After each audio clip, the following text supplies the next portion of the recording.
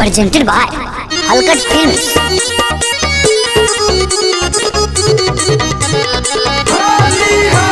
Halkat Music Recording Studio Nevada.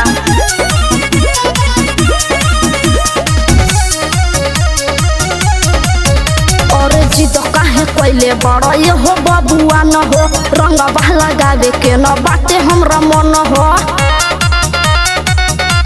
सुना जिद काहे कोइले बड़ा ये हो बबुआ न हो रंग बहला गावे के न बाटे हमरा मन हो।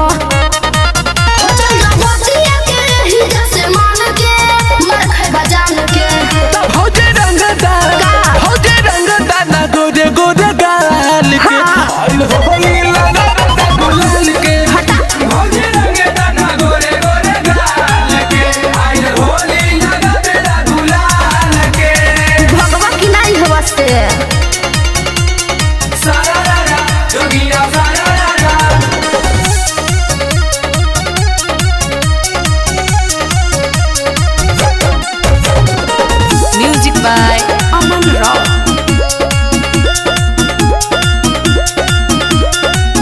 सहल भर पदाइल बारे फागुन के बाहर आज नहीं चली कोनो मरह जितार सबका एहो सहल भर पदाइल बारे फागुन के बाहर आज नहीं चली कोनो मरह जितार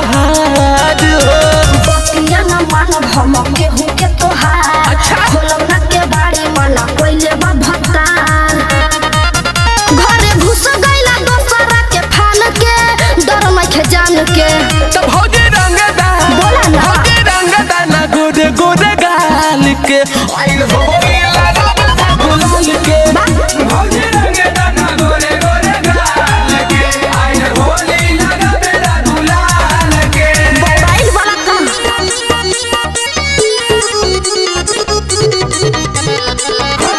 हलकट म्यूजिक रिकॉर्डिंग स्टूडियो नवादा।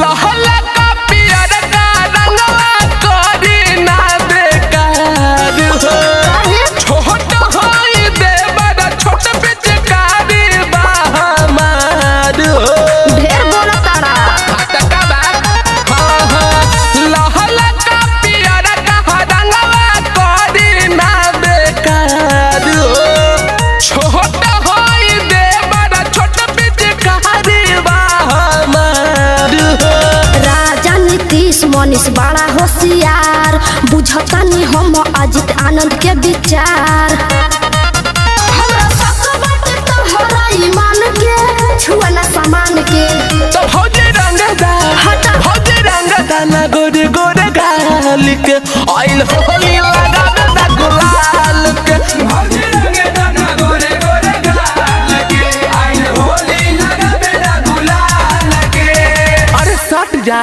ओहो काहेला परेशान कइले बाड़ा।